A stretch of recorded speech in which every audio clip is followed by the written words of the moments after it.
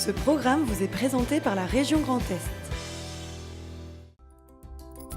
Le Crédit Agricole Alsace-Vosges au service de nos territoires et de ceux qui y vivent.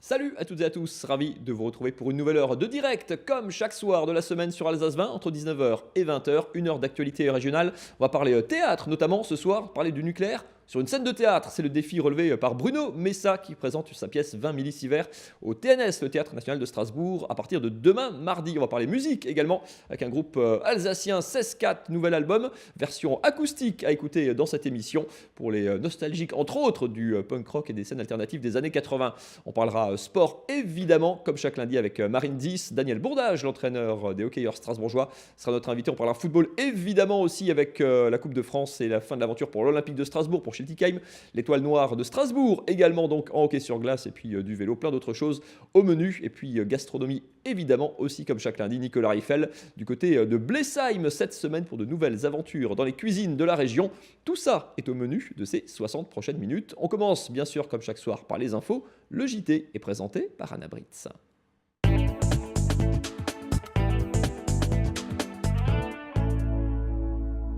Bonsoir à tous et à la une de ce JT, éducation et formation étaient au programme aujourd'hui. Les 2 visites ministérielles en Alsace, à Sentheim avec Muriel Pénicaud, ministre du Travail, et puis à l'Alzo avec Julien de Normandie, ministre de la Ville. Nous vous emmènerons ensuite à la découverte des archives municipales de Wissembourg, tout récemment rénovées. Et puis ce premier lundi de janvier était sous le signe du vert. 500 personnalités françaises ont lancé un appel au lundi vert, sans viande ni poisson. A-t-il rencontré un écho à Strasbourg? Nos journalistes sont allés enquêter à la pause déjeuner. 500 millions d'euros supplémentaires pour la formation dans le Grand Est pendant 4 ans. C'est l'annonce de la ministre du Travail Muriel Pénicaud. À Sentheim, dans l'entreprise d'Angèle, elle est venue signer le premier pacte régional pour l'investissement sur la compétence. Il vise donc à favoriser la formation professionnelle. On écoute tout de suite Muriel Pénicaud et Jean Rotner, président de la région Grand Est. Ils sont au micro de Fanny Kunz et Cécile Motz. La formation, c'est essentiel. Pourquoi ? Parce que aujourd'hui, on va de plus en plus vers une société où l'innovation et la compétence, ça fait la différence. Dans l'entreprise d'Angèle qu'on voit aujourd'hui, c'est par la compétence qu'une PME peut créer des emplois. Elle en a créé beaucoup, elle va en créer d'autres et elle peut exporter, elle peut réussir. Mais c'est aussi un enjeu pour chacun parce que lorsqu'on est demandeur d'emploi, qu'on est au RSA, on habite dans un quartier prioritaire de la ville, qu'on est en situation de handicap, souvent le blocage pour accéder à un emploi, c'est le manque de compétences, le manque de formation. C'est une priorité régionale d'être un acteur entraînant de l'emploi et du retour à l'emploi de nos jeunes, de celles et ceux qui sont plus éloignés. Nous mettions jusqu'à cette année 650 millions d'euros sur la formation. Avec l'État, nous allons monter jusqu'à 1,2 milliard.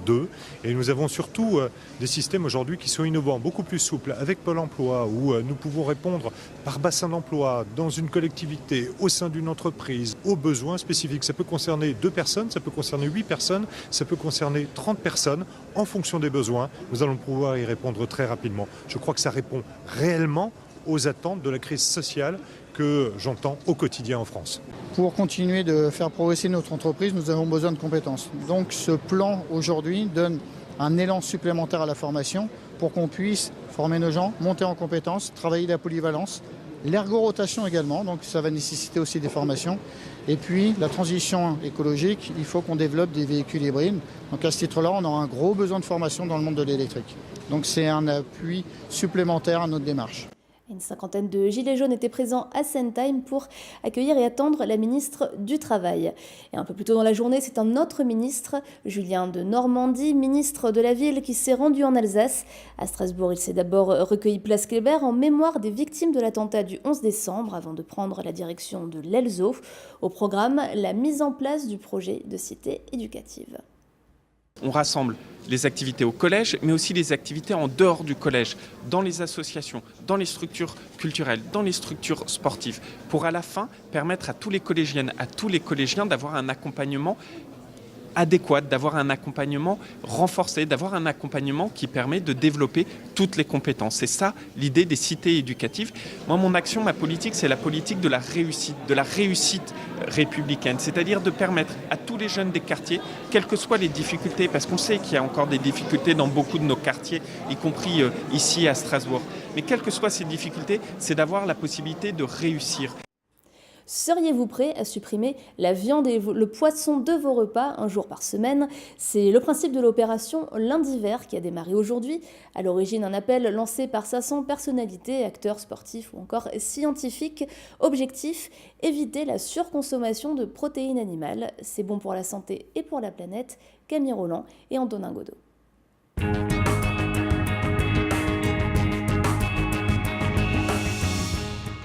Au menu ce lundi, ni viande ni poisson. C'est le principe de l'opération Lundi Vert. Lancé par 500 personnalités et associations, cet appel vise à faire changer les habitudes alimentaires des Français. Une initiative qui pousse à se questionner sur la surconsommation de chair animale. Et dans les rues de Strasbourg, à la pause déjeuner, cette idée séduit. Je trouve que c'est assez facile, surtout si c'est que sur une seule journée. Et je ne vois pas où est le souci. En général, déjà aujourd'hui, le vendredi, souvent les gens ne mangent ni poisson ni viande. Donc le fait que ce soit un jour de plus, je ne pense pas que ça pose un souci à personne. Plutôt une bonne idée parce que c'est sûr qu'aujourd'hui, il y a quand même une trop grande consommation de viande et de poisson.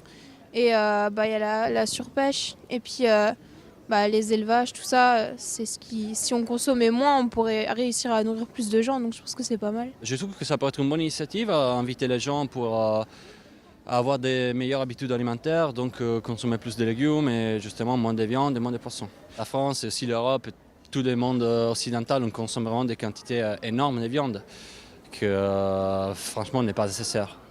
Et une consommation de viande rouge aussi après comporte le cholestérol, tout peut amener aussi des soucis de santé. L'excès de protéines animales aurait des effets néfastes sur la santé. Diabète, obésité ou encore hausse des maladies cardiovasculaires. En moyenne, les Français consomment 135 grammes de viande par jour, soit près du double des besoins nutritionnels. Des habitudes bien ancrées dans les familles alsaciennes. En réfléchissant bien, je mange très peu de viande. Donc j'essaie de me porter sur les légumes. Mener une vie relativement saine, si on veut, par l'activité sportive déjà, ce que j'ai toujours pratiqué. Et puis à côté de ça, si je mange de la viande, j'essaie de choisir de la qualité. Et moi, pour ma part, je mange de la viande tous les jours en fait. Donc après, je peux essayer de ne pas en manger. Enfin, c'est pas quelque chose qui me dérange, c'est juste que c'est dans nos habitudes alimentaires et de mes parents qu'on a toujours mangé comme ça. Donc après, c'est peut-être des choses à essayer de changer ou à voir différemment, quoi. Autre argument, l'environnement. Aujourd'hui, 74 milliards d'animaux et 500 à 1000 milliards de poissons seraient tués chaque année pour la consommation humaine. Et pourtant, il existe de nombreuses alternatives pour remplacer ces produits riches en protéines. Et pour s'inspirer, les idées ne manquent pas. En général, des protéines végétales, des lentilles, des pois chiches, ou même parfois, il y a des jours où je ne mange pas de protéines. Je mange beaucoup de légumes, de salades, voilà, mais il faut équilibrer. Le tofu aussi, c'est pas tout le monde n'aime pas, mais oui, ça peut être sympa si c'est cuisiné. Oui. Il peut être remplacé par des œufs, par légumes secs, par des produits comme le tofu, des produits de la fausse viande, on va dire. Par exemple, le steak des pois chiches et ce genre de produits. Tofu ou œuf, ce sera au consommateur de décider ce qu'il mettra dans son assiette. Le lundi vert est un moyen aussi pour les chercheurs et scientifiques d'étudier les habitudes alimentaires. 500 000 personnes devraient être accompagnées sur le site internet tout au long de l'année. Et nous vous emmenons maintenant à Wissembourg à la découverte des archives municipales. Depuis le mois de novembre, l'ancienne synagogue rénovée et remise aux normes accueille le public. Fanny Kunz. Détruite pendant la Seconde Guerre mondiale puis reconstruite, l'ancienne synagogue de Wissembourg s'est vue attribuer une nouvelle fonction depuis quelques mois.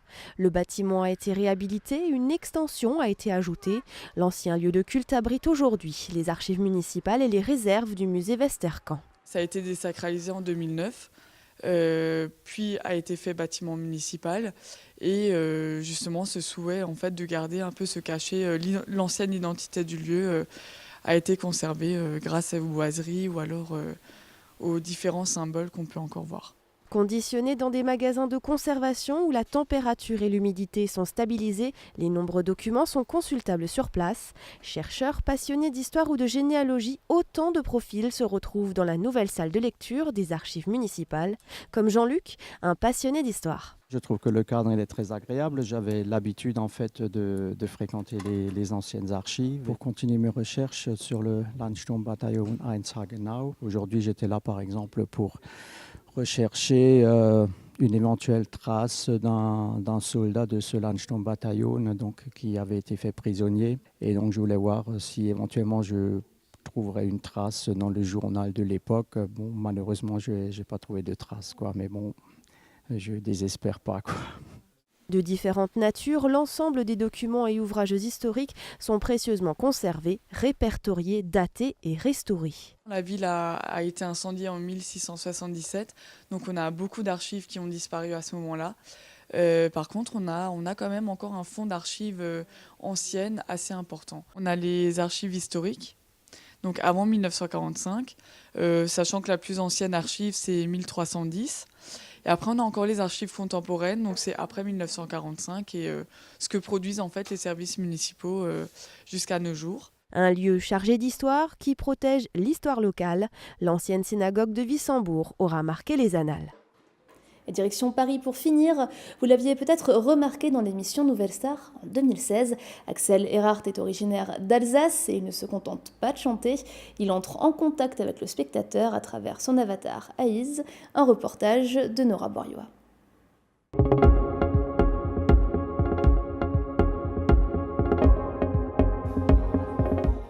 À chaque semaine, sa scène. Et ce soir, le terrain de jeu d'Axel Erhardt, c'est un bar à jeux vidéo. Aujourd'hui, je vais vous révéler ce que je sais. La puce électronique que tu as dans le crâne a été programmée.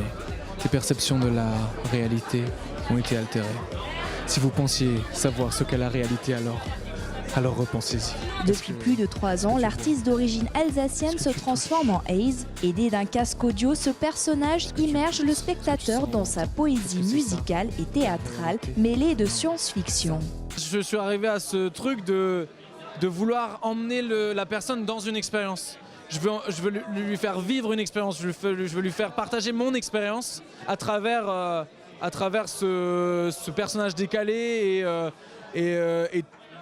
et cet univers de science-fiction en fait. Cette idée de bras électronique, c'est son ancien métier d'électricien qui lui a inspiré et une simple guitare ne lui suffisait pas pour s'accompagner. Un concept qu'Axel pousse encore plus loin aujourd'hui avec une web-série retraçant ses aventures à travers le monde. Et l'idée c'est de montrer un peu notre démarche holistique, l'idée un peu quand on voyage on vit beaucoup de coïncidences. Et l'idée, c'était de partager un peu cette expérience-là. Et il y a tellement d'arts différents qui existent déjà. Et du coup, on pioche un peu dedans et on utilise tout ça pour donner cette expérience, quoi. Axel est en train de construire avec sa compagne un nouveau spectacle hybride sous forme de parcours interactif qu'il souhaiterait présenter à l'horizon 2020 pour un spectacle toujours plus immersif. RGDS, partenaire des Alsaciens qui s'engagent.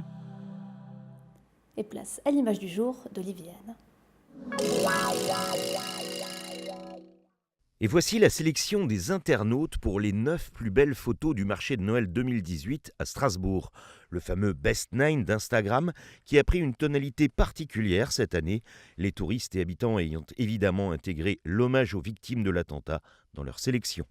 C'est la fin de ce JT. Merci beaucoup Anna Britz. On retrouve demain mardi pour l'actu alsacienne. On va faire entrer les invités de la deuxième partie de cette émission. Marine Zis, évidemment, comme chaque lundi, avec qui on parlera sport tout à l'heure. Jean-Marc Ducré, côté musique cette fois-ci. Vous connaissez peut-être l'entraîneur d'athlétisme. On va parler rock. Et Bruno Messa, bonsoir, metteur en scène pour une pièce à découvrir au TNS, le Théâtre National de Strasbourg, à partir de demain, mardi, et jusqu'au 18 janvier. Installez-vous confortablement. On commence avec vous, Bruno Messa. bienvenue, arrivé fraîchement à Strasbourg. Bonjour. On vous présentait une pièce qui s'appelle 20 millisievert. Le challenge que vous relevez, c'était de marier et de parler de nucléaire au théâtre. Vous êtes allé à Fukushima, au Japon, où avait lieu cette catastrophe en 2011. Oui, la catastrophe en 2011. Vous êtes allé en 2015. Oui. Cette catastrophe, c'est quoi? C'est le point de départ de cette pièce, ou vous aviez déjà ça un petit peu en tête avant? Non, c'est vraiment le point émotionnel de départ. C'est ce que j'ai ressenti là-bas et la documentation qui a suivi qui m'a mis en route sur le sujet. Mais j'avais déjà travaillé sur le nucléaire militaire en 2009, donc sur un sujet japonais aussi, Hiroshima et Nagasaki. On se dit que c'est très compliqué de parler du nucléaire au théâtre. C'est par définition la radioactivité quelque chose d'invisible, de mystérieux, tout le monde connaît, mais en même temps on a des notions extrêmement vagues. C'est une vraie difficulté, c'est un vrai challenge aussi quand on écrit une pièce. Oui, ça peut être compliqué. C'est lié beaucoup à l'invisible, au déni, à des effets pathologiques qui sont différés dans le temps. La documentation, elle est nourrie au départ d'un ensemble de chiffres, de statistiques énormes. Techniquement, c'est pas aisé à comprendre. Et ces sujets à polémique, il y a une forte querelle au sujet du nucléaire, particulièrement en France, et maintenant au Japon. Donc cet ensemble de documentation était dur à pénétrer quand même, à maîtriser. Cette pièce dont on voit quelques photos qui sont de vous d'ailleurs, qui s'appelle 20 millisievert. Le millisievert, alors le rappel de physique pour tout le monde, c'est l'unité de mesure de l'exposition aux radiations pour les organismes humains. Et 20 millisievert, c'est le seuil humain, on va dire, tolérable. C'est le seuil tolérable reconnu en France pour les travailleurs du nucléaire, et c'est le seuil rehaussé au Japon de 1 à 20 pour les populations. Donc après la catastrophe, on a dit que c'était plus dangereux une fois qu'on avait augmenté le multiplié par 20. On a remonté ce taux de manière à créer des zones, à ne pas perdre trop de territoire, pour être direct. Subitement, c'était bon, c'était plus dangereux, quoi. C'était à surveiller, donc ça entraîne un certain nombre de vigilance, mais en fait, les gens reviennent, qu'ils soient de 5-6 ans ou des vieillards. Et cette norme qui était post-accidentelle a été amenée à durer. Et en fait, c'est institutionnalisé et peut faire tache d'huile dans les autres pays nucléarisés, par exemple en France. En France, par exemple. Comment est-ce qu'on représente ça au théâtre? C'est très technique comme terme, puis en plus de ça, c'est invisible. Comment est-ce que on le met en forme C'est un long parcours, mais disons, il faut que les acteurs soient très documentés. On fait un travail de recherche important, de séjour sur place aussi. Et ensuite, c'est plutôt dans la dimension humaine qu'on a abordé les choses, et puis par l'humain, savoir comment ce que ce sujet réveille comme hantise ou comme relation humaine à la maladie, à la notion de risque, aux politiques, au vécu de l'espace. Le but, c'est quoi, justement, quand on monte une telle pièce? C'est militant, c'est de nous faire nous interroger. C'est quoi est-ce qu'on a une idée derrière la tête? Ça concerne tout le monde dans la C'est un sujet capital parce qu'en fait, par ce sujet, par capillarité, on rejoint tous les grands thèmes humains. Je trouve la relation à la durée de vie, la relation à l'espace, au destin, à la mort, la relation à la fascination technique aussi, à l'invisible. C'est un ensemble, un nœud, quoi. Et donc c'est passionnant à faire, puisque quand on travaille avec les acteurs, de partir dans ces directions-là, avec ce matériel-là ancré historiquement, c'est très riche. Ensuite, on peut rentrer dans la réalité, c'est-à-dire on peut aller voir sur place, on peut visiter une centrale nucléaire, c'est un sujet très actuel. Absolument. À Strasbourg, il y a le fait d'être à côté de Fessenheim, qui est la plus vieille centrale de France, ça avait une résonance particulière, ou non, ça vous a pas... C'est un hasard, mais à Lyon, on est bien servi. Oui.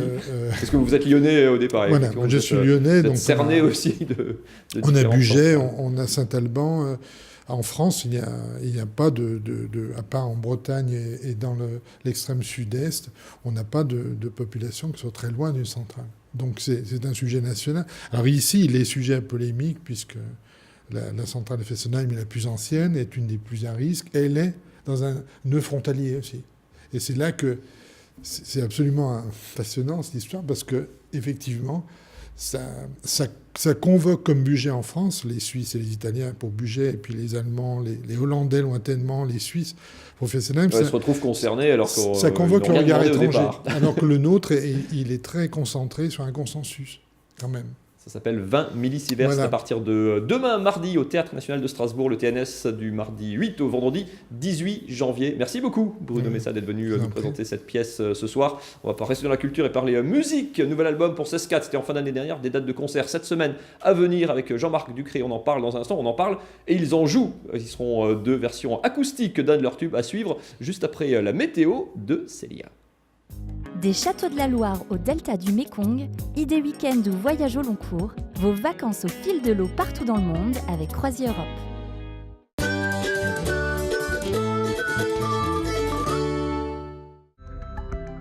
Salut à tous, j'espère que vous allez bien. Je suis ravie de vous retrouver pour votre météo du mardi 8 janvier. Malheureusement, c'est pas une super journée qui s'annonce. Regardez plutôt la carte. En ce mardi matin, beaucoup de pluie prévue sur le nord du territoire, notamment sur l'ensemble du Bas-Rhin et le nord de la région du Bade-Wurtemberg. Le reste du territoire restera très couvert par pas mal de nuages. Côté température, ça reste plutôt doux pour la saison. Comptez 2 degrés de moyenne sur l'ensemble de l'Alsace et jusqu'à 3 degrés du côté de la Petite-Pierre.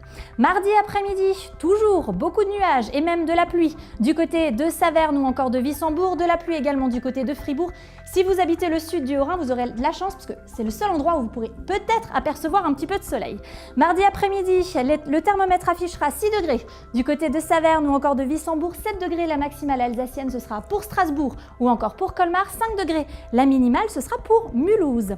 Voici tout de suite vos prévisions de mercredi maintenant. Et toujours pas de soleil en vue malheureusement.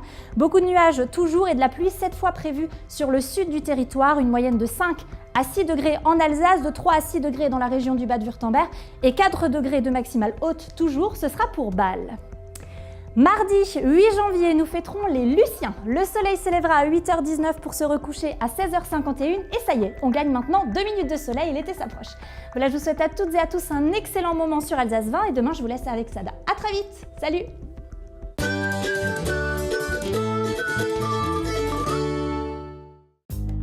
Vos vacances au fil de l'eau avec Croisière Europe.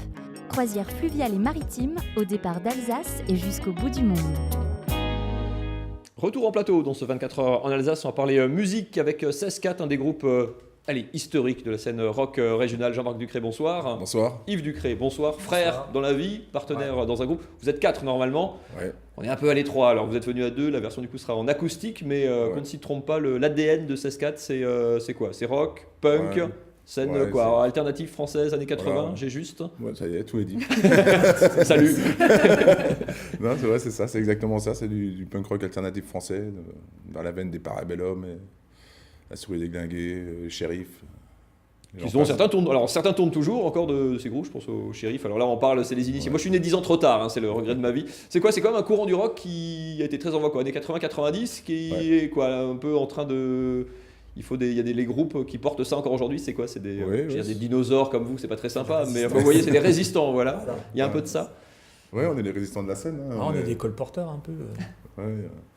On est toujours là, toujours présents sur une scène qui a jamais cessé d'exister en fait, mais qui a des hauts et des bas. Et là en ce moment, c'est vrai qu'avec les anciens groupes qui se sont reformés aussi, pas mal, ça continue quoi.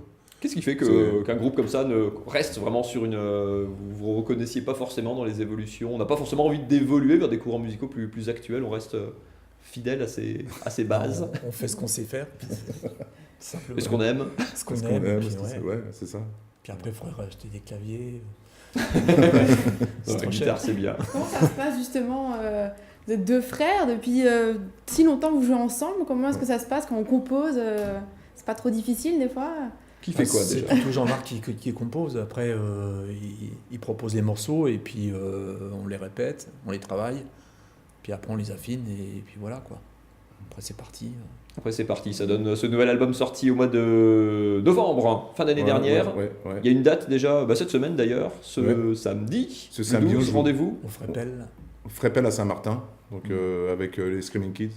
Donc voilà, c'est à partir de 22h le concert, donc ouverture des portes à 20h30.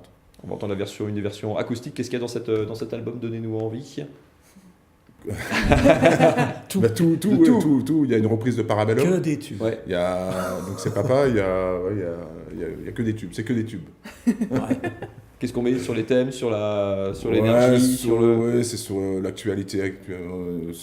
Ça parle de la vie d'aujourd'hui, quoi, de tous les problèmes et aussi des bonnes choses. Hein. Ça parle de fêtes, ça parle de tout. Ouais, sur ce qu'on vit, quoi. Sur ce qu'on vit. Ouais. Sur ce qu'on vit. La musique, c'est bien d'en parler. La musique, c'est mieux de l'écouter. Alors, on va juste transition technique, reculer un tout petit peu les tabourets, récupérer vos guitares. Marine va claquer dans ses doigts pour nous lancer ça. Version acoustique. Donc, ce soir, vous êtes 4 en temps normal, on le répète. Il y a Martin Dubois à la basse, c'est Nicolas Kuhn à la batterie. Donc voilà, et on est sous le label Quebra Records. Aussi, Pat Quebra, c'est un ancien d'Oberkampf. Donc, qu'il fallait citer quand même, parce que c'est grâce à lui qu'on peut promouvoir notre album à travers la France. Allez, c'est parti. Ok. Musique.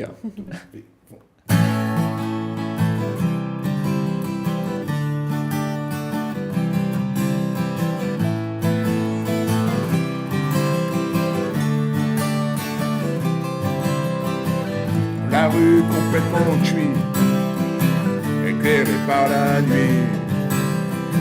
Tu vas de bar en bar, accroché au comptoir. Combien d'histoires il a, tu vois ton désespoir. Perdu au teint blafard, tu quittes ton droit très tard.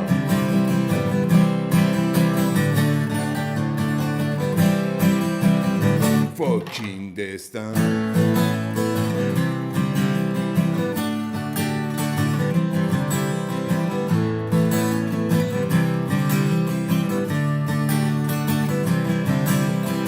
Pour Jartel au carrefour, tes yeux ont déjà fait le tour.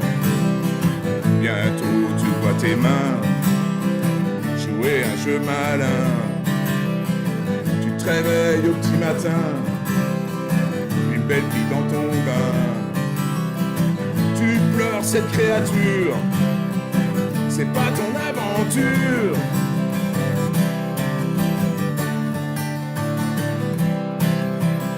Fucking destin.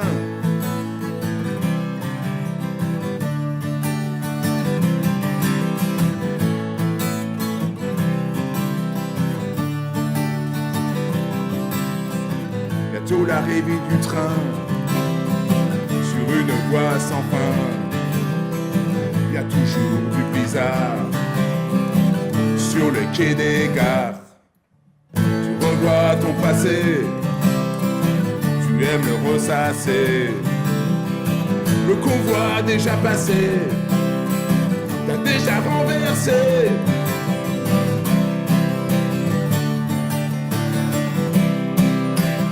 Fucking destin.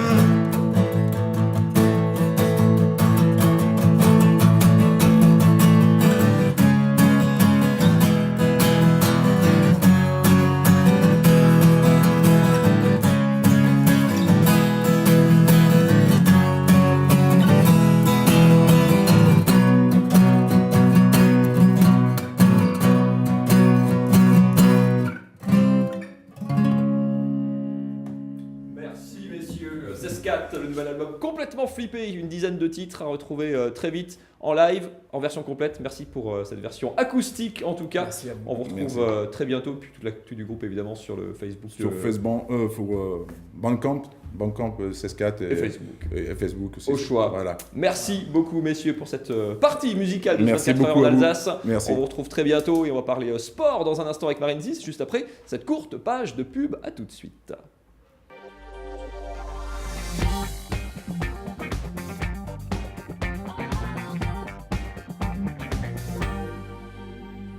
Et le lundi, c'est sport évidemment avec Marine Zis.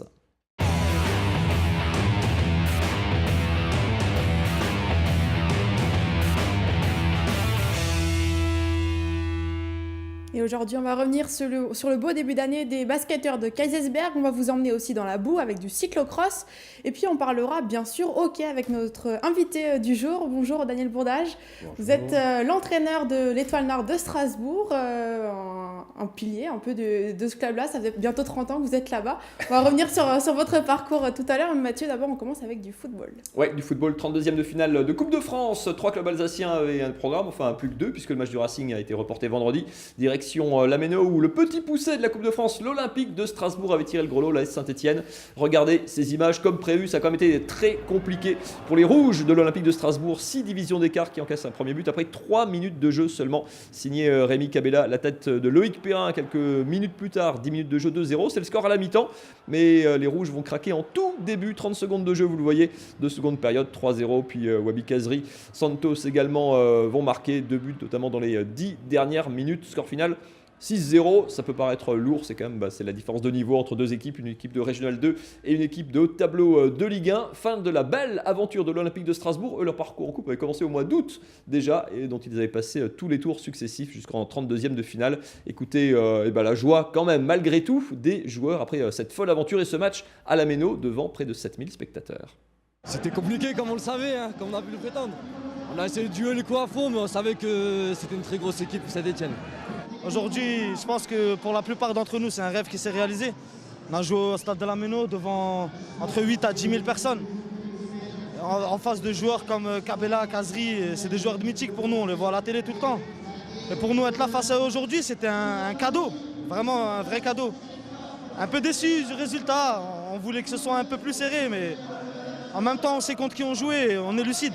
Chapeau en tout cas à l'Olympique de Strasbourg pour ce super parcours. On avait un peu plus d'espoir pour les Verts du Sporting Club de Schiltigheim, club de National 2, de haut tableau, de N2 qui jouait contre Dijon, autre club de l'élite, mais club mal en point. Ils sont barragistes actuellement en Ligue 1. Ça se passait samedi soir du côté du Stade de l'Art. Regardez, près de 1500 spectateurs pour cette rencontre et les Verts qui ont failli créer la surprise en tout début de match. La tête de Metzler sauvée sur la ligne, 0-0 à la mi-temps jusqu'à cette frappe pleine lucarne de Naïm Sliti un petit peu après l'heure de jeu. Le break pour les Dijonnais en quelques minutes plus tard, Kwon se prend le temps de se mettre sur son pied gauche et fusille Schneider 2-0. Mais 2-1 à un quart d'heure de la fin, tout devient possible après ce penalty de Gengini.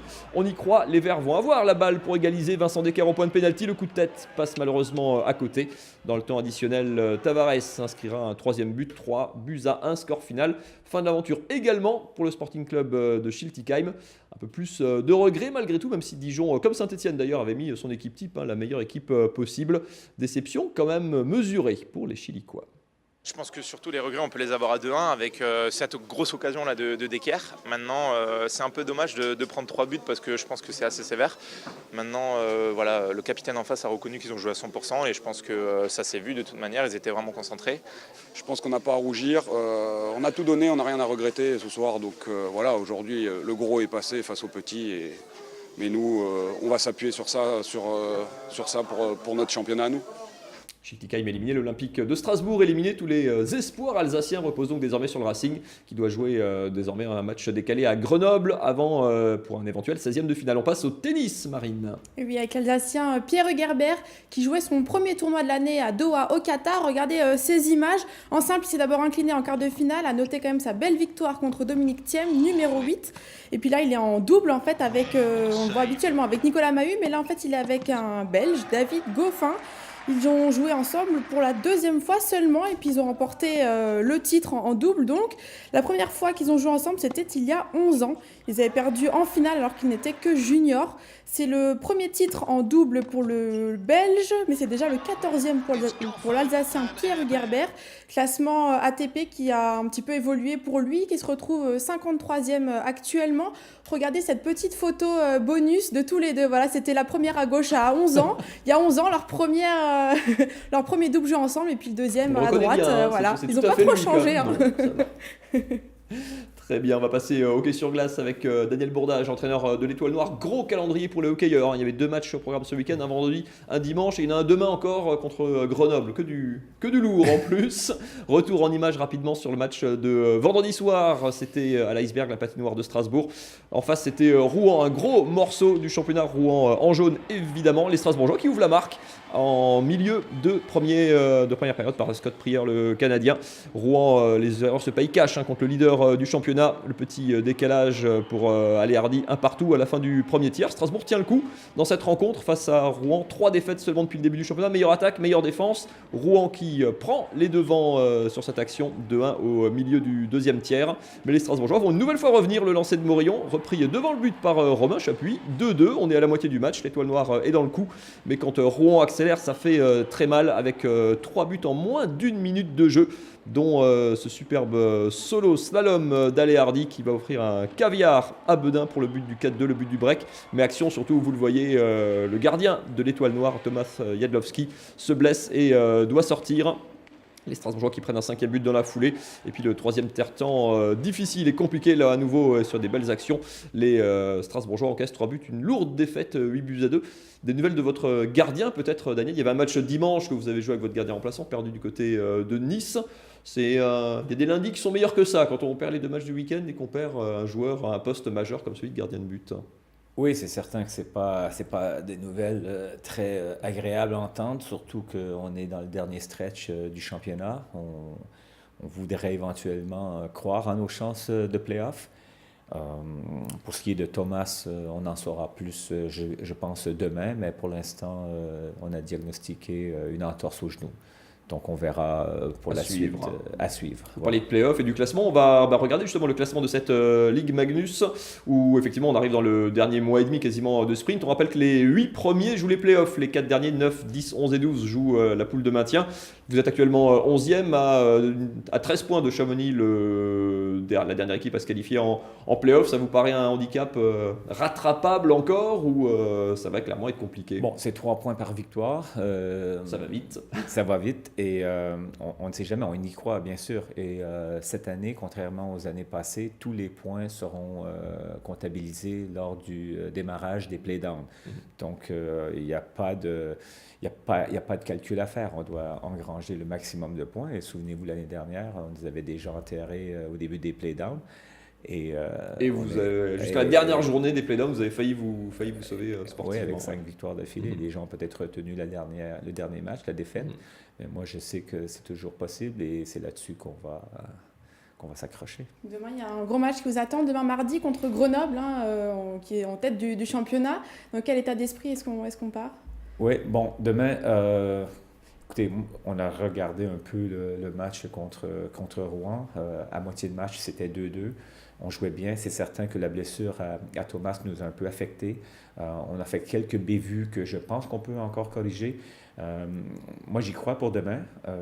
Il y a des matchs où on joue très bien, l'équipe progresse tranquillement, mais c'est pas toujours, c'est pas une ligne progressive ascendante régulière. Il y a des fois, il y a des petites descentes, mais l'équipe est quand même en pleine évolution. Elle est jeune. Donc, c'est quand même ce qui me permet de croire qu'à chaque semaine, l'équipe progresse. Et si on peut éviter les blessures, si Thomas peut revenir rapidement, je pense qu'on peut faire encore de très belles choses. C'est une équipe un peu en mode un peu commando cette saison. Enfin, vous avez été repêché sportivement assez tardivement. Vous avez combattu une équipe jeune avec un des plus petits budgets de la division. Tout le monde vous voyait déjà dernier et loin au classement. Puis cette équipe, elle est quand même plutôt surprenante. Vous le disiez, vous avez cité des grosses perfs. Il y avait une victoire à Angers la semaine dernière. Enfin, il y a un état d'esprit, on va dire, combatif qu'il fallait absolument avoir cette saison. Oui, c'est toujours difficile de comparer les années passées parce qu'on ne veut pas dire de mal de personnes. Mais le groupe vit beaucoup mieux cette année. C'est des joueurs qui sont capables d'encaisser. C'est des joueurs aussi qui sont conscients de leurs valeurs, qui ne se surévaluent pas. Donc, ils viennent à l'entraînement pour progresser, non seulement individuellement, mais ils aiment travailler le collectif. Et en tout cas, pour moi, personnellement, c'est agréable de venir à la patinoire quand une équipe est très réceptive comme ça. Maintenant, on souhaiterait gagner plus de matchs, je souhaiterais que ça avance plus vite, que ça aille plus vite, mais comme je vous l'ai dit, on a une équipe qui est très jeune et au hockey, c'est très tactique, il y a beaucoup de choses, il y a 3 zones, il y a la défense, il y a l'attaque, il y a les changements volants, il y a un bagage, il y a beaucoup de matière et tactique à assimiler. Oui, et je pense que ça, c'est vachement important dans le recrutement de savoir d'où les joueurs viennent si tu veux vraiment accélérer dans le processus d'apprentissage. Vous restez bien sûr avec nous, Daniel Bourdage. On continue de parler hockey sur glace dans un instant. Petite pause au chaud cette fois-ci. Quoi qu'il fait bon à la patinoire à Strasbourg, hein, il ne fait pas froid du tout. C'était une mauvaise transition. Basket du côté de Kaisersberg cette fois-ci, Marine. On n'arrête plus les Orinois qui revivent. Ah oui, très beau début d'année pour eux. Regardez tout de suite ces images. Ça se passait à domicile ce week-end, samedi soir. Kaisersberg en orange et puis alors Mendy. Alors l'image qui bug, voilà. Faux départ. Les images vont beaucoup moins bien que les basketteurs de Kaisersberg. En tout cas, Kaisersberg qui fait une première mi-temps plutôt bonne, hein, qui mène, voilà, avec à l'image Lauriane Taris qui fait une très bonne première mi-temps, qui permet à Kaisersberg d'arriver à plus 15 à la pause. Voilà, regardez cette passe millimétrée et ce dunk pour Mendy encore. Et on retiendra en deuxième mi-temps encore ce dunk et puis surtout cet énorme contre, regardez à l'image. Voilà, il n'y a pas besoin de mots pour décrire ça, je pense que ça suffit de le voir. Après, compliqué, hein, puisque le Besançon remonte progressivement. Voilà, ils marquent des points, ils regrappillent leur retard, ils passent à -5, -3, et puis reviennent même à égalité, regardez, avec ce tir à 3 points. Dur, hein, on se dit, même les supporters se disent que ça va être difficile, mais heureusement, d'abord Mendy, regardez, avec cette petite claquette rebond, et puis Kennedy, hein, qui se bat, regardez les foudrages, hein, quand il met ce panier-là, qui permet à Kaisersberg de repasser à nouveau devant. Mais heureusement pour Kaisersberg, Besançon qui gère mal sa fin de match, et puis Kaisersberg qui finit donc avec une victoire, la 5e d'affilée, victoire de 4 points. Écoutez le coach qui était soulagé après cette fin de match très chahutée. Ouf, ça fait du bien. On se dirige vers le maintien qui n'est pas acquis, hein. Il faudra encore quelques victoires, mais c'est qu'en gagnant qu'on avance vers le maintien. Et donc cette victoire était vraiment importante dans notre salle. La 2e de suite à KB, la 5e de suite là, dans notre série. Ouf, je suis content pour les gars, je suis content pour les supporters, je suis content pour le public, je suis content pour tous. Maintenant, il faut pas se relâcher parce qu'on n'a pas de marge non plus. Les autres derrière ne lâcheront pas non plus. Mais je préfère notre position aujourd'hui à celle d'il y a un mois. Ça va beaucoup mieux effectivement pour les hommes de Fabien Drago du côté de Kaisersberg. Allez, un petit mot de vélo avec l'occasion de voir courir en Alsace ce week-end Hugo Hofstetter, le professionnel alsacien du peloton, le cycliste alsacien qui va entamer sa 4e saison dans l'équipe Cofidis en cyclisme sur route évidemment, mais qui était du coup en mode hivernal et cyclocross. 2 cyclocross à son programme en Alsace ce week-end, à Laval samedi. Puis regardez ces images du côté d'Egversheim, c'était hier après-midi, les images de Vincent Bessières, c'était humide et gras comme il faut sur un cyclocross. Lui, Hugo Hofstetter, c'est le boulet de canon tout en rouge évidemment. Course courue en équipe hein, avec un jeune coureur cadet, Gauthier Rouxel. Vous voyez, on appelle ça à l'américaine, hein, chaque coureur fait un tour à tour de rôle, une vingtaine de tours en tout au menu. Hugo Hofstetter qui s'était imposé à la Valk, qui tourne bien, ils sont en tête sur cette compète avec Versheim, lui qui était vainqueur du Tour de l'Ain l'an dernier, un vainqueur d'étape également, vainqueur de la Coupe de France, champion de France espoir sur route en 2015. On mise beaucoup sur lui, sauf que ça va mal se passer sur cette fin de course, dérailleur cassé, du coup foudrage, il en balance son vélo et du coup un petit peu de retard. La victoire va échapper du coup au binôme Hugo Hofstetter, Gauthier Rouxel. C'est pas très grave dans le fond, hein, évidemment c'est des courses de saison, c'est plus pour remplacer l'entraînement, mais l'occasion de l'interroger sur ses objectifs 2019, écoutez-le. Surtout gagner des courses. C'est le plus important. Après, c'est comme dit, le plus important, c'est de gagner des courses. Après, faire un grand tour cette année, ça sera une deuxième chose très très importante pour augmenter de niveau, passer un cap et tout. Et ça sera peut-être un tournant de ma carrière. Si je pourrais faire un grand tour, même si c'est pas cette année, ça sera l'année prochaine. Mais voilà, ça serait une bonne chose déjà aussi. Hugo Hofstetter qui fêtera ses 25 ans début février, donc peut-être sur un des grands tours du calendrier cycliste de la saison. On revient au hockey sur glace, Marine, mais côté coulisses cette fois-ci, ça s'appelle Dans le vestiaire. Daniel Bourdage, si mes calculs sont bons, ça fait 28 ans et 6 mois que vous êtes à l'Étoile Noire, c'est bien ça? J'ai démarré en avril 90. C'est ça. Qu'est-ce qui vous a amené? Vous êtes né au Canada, qu'est-ce qui vous a amené ici? En fait, c'est un concours de circonstances. C'est mon épouse qui a été employée au Conseil de l'Europe. Lorsque la Finlande est devenue pays membre au Conseil de l'Europe, ma femme est finlandaise. Et puis, j'ai suivi. Je suis venu avec. Je faisais ce métier-là déjà à Montréal, avec le Midget 3, Montréal-Bourassa. Et j'ai décidé de venir avec mon épouse. Et en presque 30 ans de carrière ici, vous n'avez jamais été lassé, envie de changer Envie de changer, non. J'adore. Coacher, c'est quand même c'est de la préparation, c'est de l'adrénaline lors des matchs, c'est de monter sur pied une équipe et de partir du point A pour arriver au point B, mais avec toutes les étapes, avec toutes les séances d'entraînement, la planification, la relation avec les joueurs. C'est un métier qui est difficile, tu n'es jamais satisfait parce que tu es toujours frustré parce qu'il manque quelque chose, mais en même temps, tu essaies de prévoir, tu essaies de planifier. C'est un beau métier, quoi. Mais, on s'ennuie jamais, au moins, quand on est entraîneur. On s'ennuie jamais, mais des fois, ça peut être très, très difficile lorsque le recrutement n'est pas bien fait. Je pense que souvent, le côté humain de l'athlète est très, très important aussi, parce qu'on doit gérer les individus aussi. C'est peut-être le plus compliqué. On a un système de jeu sur lequel on veut montrer, mais il faut qu'il y ait de la réception, il faut qu'il y ait quand même... les qualités humaines sont quand même très, très nécessaires pour y arriver. Quand vous êtes arrivé, vous aviez un accent quand même assez prononcé, vous l'avez quand même perdu, enfin vous l'avez encore, mais il est diminué. Est-ce que ça vous arrive encore d'utiliser des expressions bien de chez vous et que certains joueurs ne comprennent pas? Quand je parle avec des Québécois, ça revient. Par contre, c'est pas, comment je pourrais dire, tu veux te faire comprendre rapidement. Donc, si tu commences à dire il faut que tu fasses la passe par la bande parce que là, ça ne marche pas, puis ton hockey, il faut direct que tu le tiennes de l'autre façon. Là, le joueur va quand même te demander de répéter.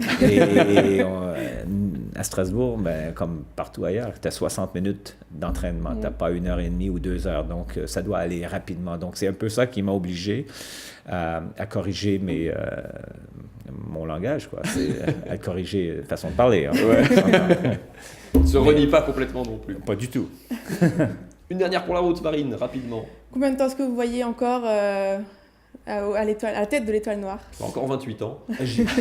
Non, j'y pense pas. Ce qui est important, c'est d'être capable de maintenir les nombreux déplacements. On joue quand même 44 matchs, 22 déplacements. Là, on revient de Gap, hein, donc c'est 2 nuits dans le quart. Et on enchaîne, pardon, c'est rapide, mais demain soir, Grenoble à l'Iceberg à 20h. Chez parce nous. que le temps court, on a encore moins de temps que la saison de hockey. Merci beaucoup, Daniel Bourdage. Marine, on vous retrouve lundi prochain, évidemment. La suite, Nicolas Riffel, évidemment du côté de Blesheim, en cuisine, comme toujours, évidemment.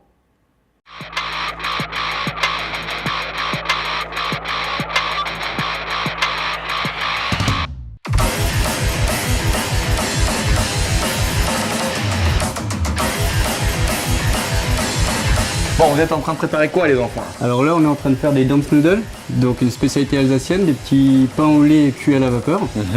Et donc, on est vraiment en train de faire la mise en place.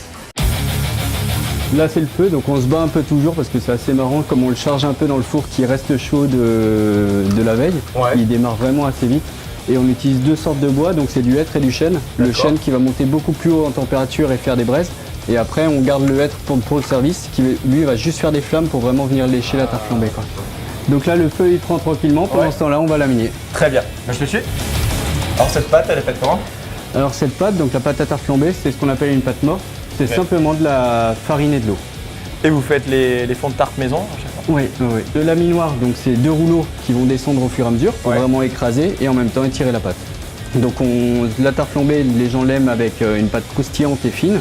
Donc on va descendre hyper bas et le fariner suffisamment pour qu'elle soit assez sèche. Très bien. Et donc chez nous, on a vraiment pris avec Hélène l'idée de faire vraiment tout maison. Donc c'est vrai que là on fait la pâte à tarte flambée. Après on fait aussi notre pain avec la chaleur du four au feu de bois. Donc c'est vrai que c'est pas évident parce que c'est une chaleur tombante. Donc il faut être là au bon moment, à la bonne heure. Donc des fois ça fait des journées un peu longues. Et après on fait vraiment tout maison. Je pense qu'on est pratiquement à 95%. Avec tout ce qui est desserts qui sont issus du restaurant. Genre ta meringue. La meringue. On fait aussi nos glaces. Glaces et sorbets. Sérieux? Donc là on a mis toute la pâte sur le rouleau. Et maintenant il ne reste plus qu'à découper pour avoir les vrais fonds, quoi. Bon Nicolas, là son téléphone là, il y a un service à préparer, on y va? Nico, on va te faire bosser un petit peu. Non. On va faire de la compote, donc tu vas nettoyer les pommes. Non. Allez. Et du coup, comment vous êtes arrivés tous les deux, Hélène et toi, à la Grande Duc de Kreuzberg? Alors ici, c'est complètement le hasard. Parce que c'est vrai qu'au départ, donc moi j'ai une formation d'expertise comptable. Ouais. Et c'est vrai que C'est un domaine que j'adore, mais en fait le faire pour les autres, pour moi, ça perd tout son sens. D'accord. Parce que ce qui me passionne, c'est justement l'analyse des chiffres, c'est la gestion, et c'est surtout de monter un projet. Ok. Donc j'avais envie de créer quelque chose. Et de fil en aiguille, ça a été dans la restauration. Finalement, je suis vraiment arrivé dans un nouvel univers et un gros coup de cœur. Et donc l'histoire avec Hélène? Hélène, avant, elle a une formation en STAPS. Ok. Donc c'est vrai qu'elle était dans une boutique de sport spécialisée dans le hockey. Ok. Et donc J'ai l'impression que c'est irréel en fait. Quand je lui ai demandé, pourtant elle n'a pas hésité à se lancer, quoi. Et à te rejoindre. Voilà. Et surtout derrière la fourneau aussi, parce que l'histoire elle est folle là-dessus. C'est vrai que en journée. On est quand même en train de faire des dumps, tu vois, tous les deux. On est expert comptable, STAPS. Mais on court. Ouais. Donc ça se relie. Ouais, exactement, toute la journée. Du coup, on va partir sur le mélange de tous les ingrédients. Ouais. Alors, on va commencer par la farine, le sucre, le sel. Je te laisse casser les œufs. Et en dernier, du coup, le mélange sucre, levure et lait. Petit ingrédient secret. C'est quoi? Donc Nico, là, on la prend, on va la poser près du four et on va la laisser monter tranquillement. Ça marche?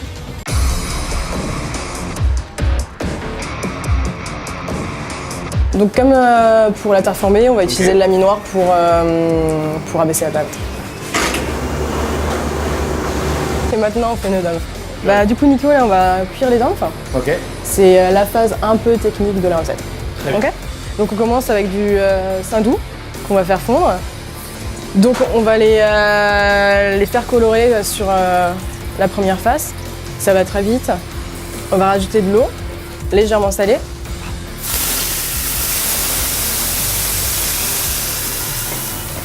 Et là, ça va cuire doucement à la vapeur.